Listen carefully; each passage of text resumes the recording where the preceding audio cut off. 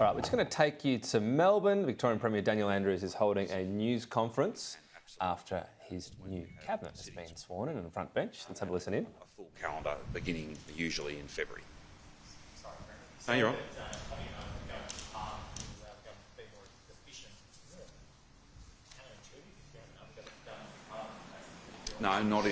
No, not if you are taking constituent units or taking component parts of other government departments and centralising them in one place. Instead of duplicating everywhere, we will create those important services, those corporate services for central agencies in the first instance, but then a proper home for Services Victoria and so many other touch points where Victorians reach into the Victorian government for the support they need, for things they have to do, licensing, all of those sorts of things. Putting all of that in one place means we'll get much greater efficiency, and this will be in large part a self-funded exercise because individual constituent units or component parts of existing agencies will be centralised, and I think there'll be much greater efficiency from a consumer point of view. If you think about the Services Victoria app, that as a product of great integrity, fantastic utility, that is absolutely the future, and we want to try and migrate as much of that day-to-day contact with government onto that platform. We think that that's really important.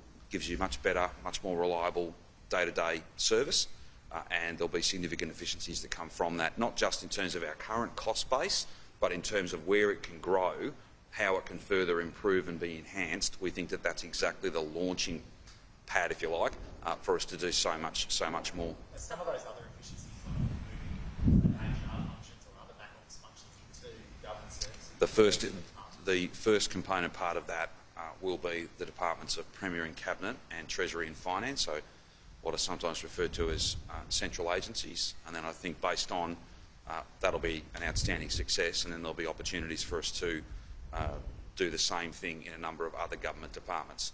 So we've gone from 9 to 10, but the 10th is essentially a reorganisation of current work in one place that'll give us the efficiencies and the opportunity to go much further to make sure that every time a Victorian family or business has to interact with government, they're doing so in an efficient, seamless way.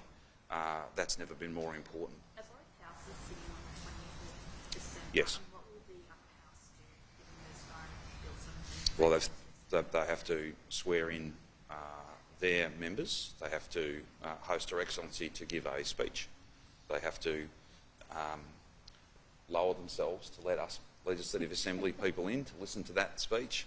And as for the further business that they...